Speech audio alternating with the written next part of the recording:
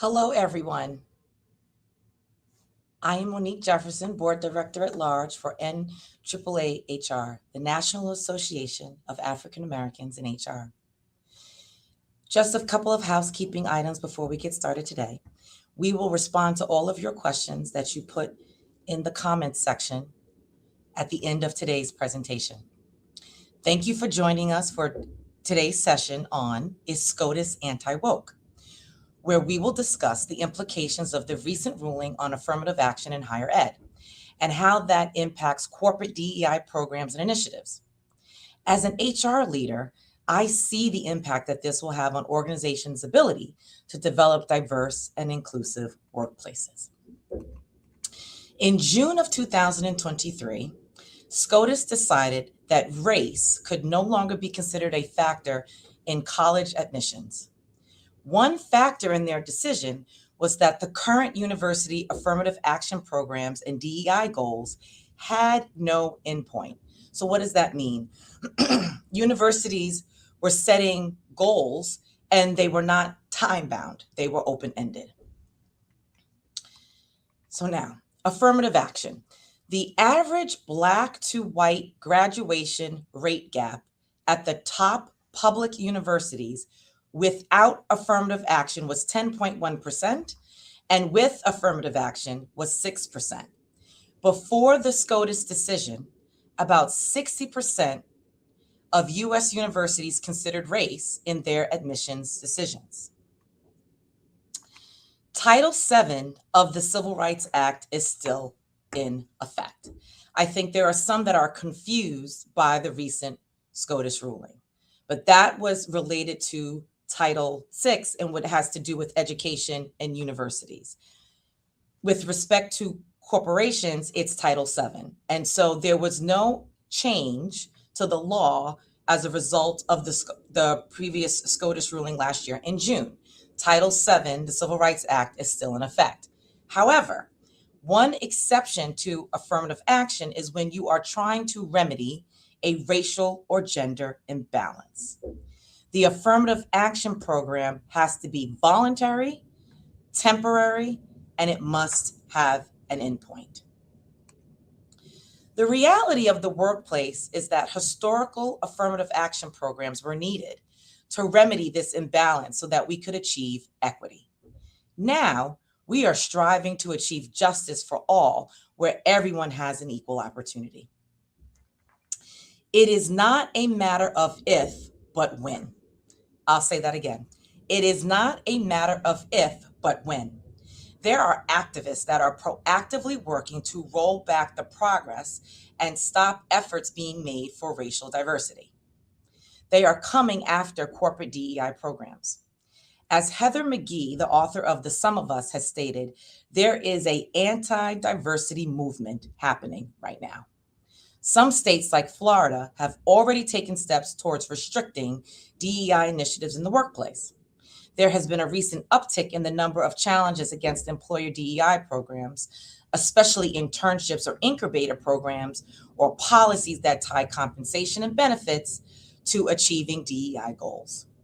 Some companies that have already had complaints or lawsuits filed against them are McDonald's, Alaska Airlines, Anheuser-Busch, Mars, Amazon, and Nordstrom. The US EEOC filed 143 new employment discrimination lawsuits in 2003, which represents more than a 50% increase in employment discrimination lawsuits over the past year.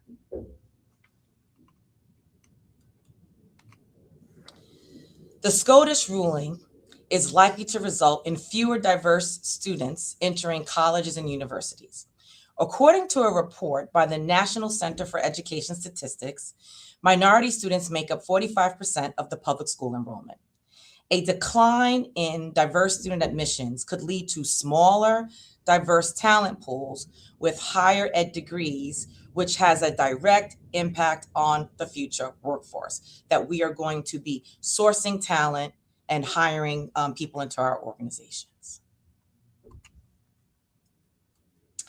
This is not just a short-term issue. Given the shifting demographics of the US, 72% of workers age 18 to 34 say that they would consider turning a job down or leaving the company if they think that their manager does not support diversity initiatives. 72%. And that age demographic is basically our Gen Z population.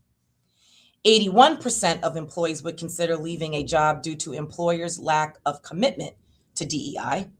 And 54% of employees stated that they would consider a pay cut to ensure a more diverse and inclusive workplace. So what should employers do?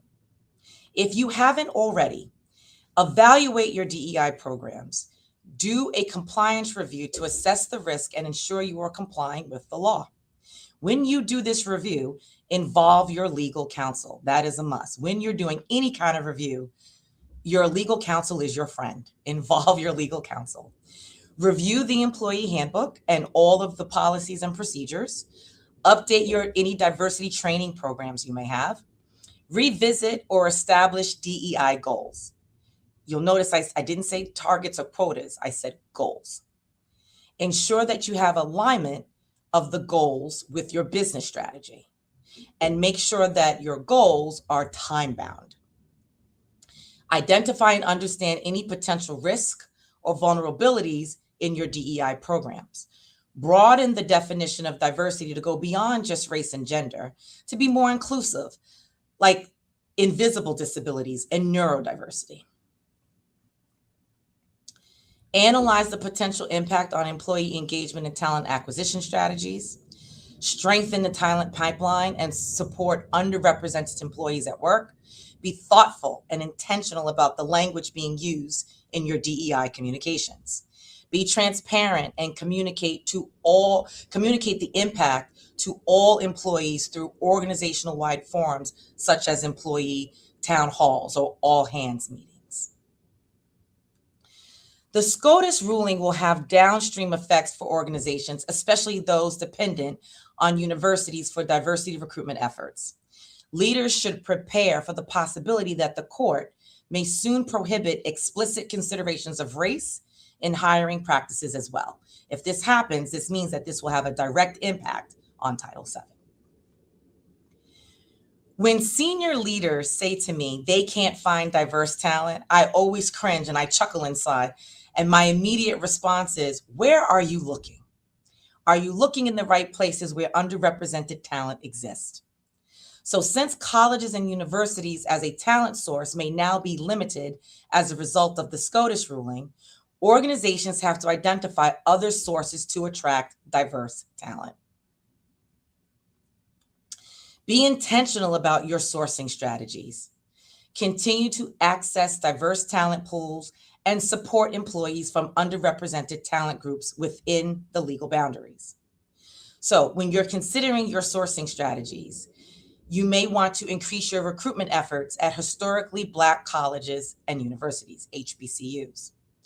You want to create sponsorships with organizations that target and prepare underrepresented student communities, such as Inroads, SEO, or within my particular industry and sector, there's a program called Project Destin. These types of programs really target underrepresented student community populations. Forge partnerships with professional development organizations such as NAAAHR, NSBE, NAP, Alpha, CUP, and the National Black MBA Association. Be intentional about your sourcing strategy. Continue to access diverse talent pools and support employees from underrepresented talent groups. Leverage your employee resource groups or employee affinity groups. Leverage your employee referral program. Ensure that your hiring process is inclusive. Review your job postings, making sure that they are neutral and they don't have any biased language or they're not written in a biased way. Ensure diverse candidate pools and that you have a diverse interview slate. This is also known as the Rooney Rule, which was taken from the NFL and football, that they're ensuring that their final candidate slate is diverse, either in terms of gender, ethnicity, LGBTQ plus, disabilities, things of that nature, diversity, across the diversity spectrum. You want to make sure that if you have interview panels as part of your process, that the individuals, the managers, the leaders that are involved in participating in the interview and making up the interview panel are also diverse, so that you can get multiple perspectives and feedback on the candidate. And then if you have a list of priority or key schools that you go to, you want to perhaps revisit that list to make sure that the student demographics on campus are reflective of the diversity that you are seeking. You also want to tap into diverse alumni groups on campus as well, and also student clubs that exist on campus. Community engagement. So from a community engagement perspective, your workforce should reflect the communities that you serve based on the nature of your business. So proactively engage with ethnically diverse communities and neighborhoods through volunteering and through philanthropic efforts. You may also want to consider partnering with faith-based organizations as well. You also want to look at early education. Create programs and partnerships with schools at the elementary, middle school, and high school levels. This is your future talent pipeline, so you want to get an early start. If we are not focused on setting clear goals to build diverse workplaces, we will continue to have rooms and tables that look like this. Let's not repeat history and make the same mistakes. Leadership should work to bolster a culture of inclusion and belonging. Some of the things that you should do is assess the cultural health of your organization.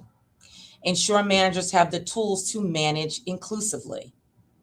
Partner with internal groups like ERGs or affinity groups to ensure underrepresented employee voices are being heard and their feedback is being incorporated into your company's DEI strategy. Companies should be intentional about facilitating moments of emotional proximity, where an employee feels valued and important to others. If you have culture connectedness, which is about enabling employees to care about their culture, then emotional proximity is about enabling the culture to care about its employees. The overall goal is to have a diverse and inclusive workplace culture where all people have the opportunity to thrive, succeed, and feel like they belong. So thank you for your time today. That includes a brief set of slides. What I want to do at this point is I'd like to take some of the questions that you've posted in the chat. So let me take a quick look at some of the questions that have come in. So we don't have any questions posted yet. That's okay. I'll give it another few minutes and give people an opportunity to post any questions that they may have. If you want to continue the conversation with me, please feel free to connect with me via LinkedIn, and we can keep the conversation and the discussion going.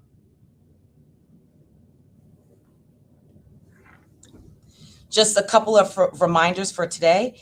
If you enjoyed today's session, I would encourage you and ask that you consider becoming a member of NAAAHR. Membership does have its benefits. Also, as a reminder, please join us next month in April 24th, where our next session will talk about the future of AI and work with our NAAAHR Chairman, Nathaniel Alston.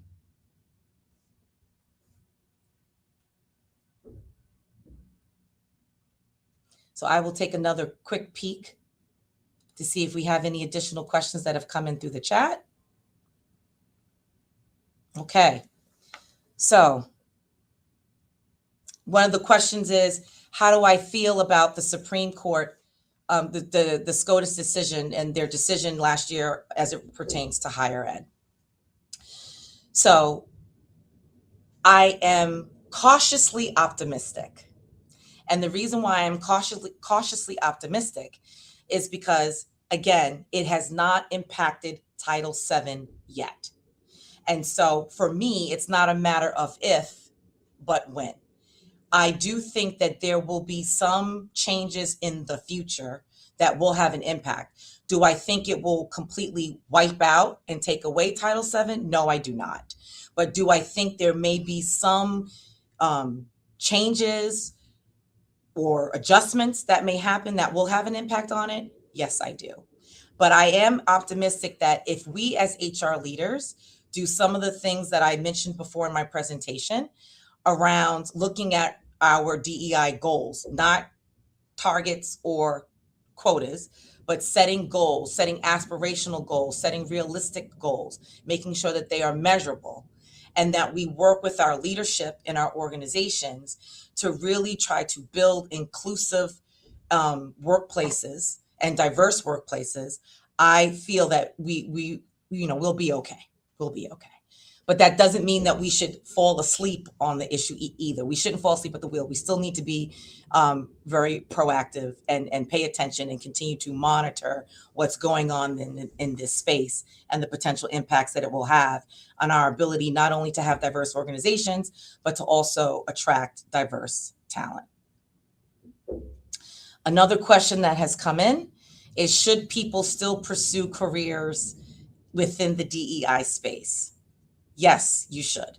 We need DEI professionals and DEI leaders.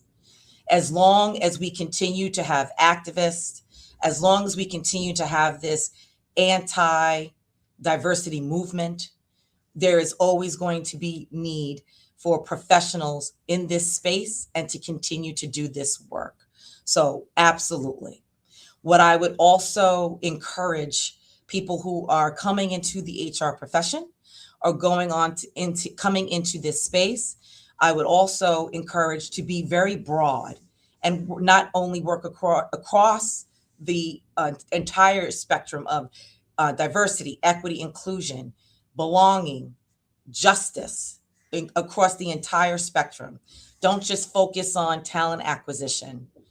Don't focus on development, focus on your internal practices, focus on supplier diversity, focus on your business, your strategy. Are you doing it through an inclusive lens? So yes, I absolutely think people should still pursue a career in DEI. It's definitely needed. Years ago, I used to say, my goal and my objective in doing this work and being in this space is that I want to work myself out of a job. And what I mean by that is when we get this right and we truly have organizations that are diverse, have equitable practices and inclusive culture, employees feel like they have a sense of belonging and there is justice for all, then there won't be a need to have DEI practitioners. But I don't see that happening anytime soon. So.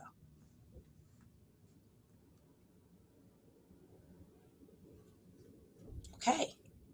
I don't see any additional questions coming in. Yes. So again, I want to thank everybody for joining us this evening.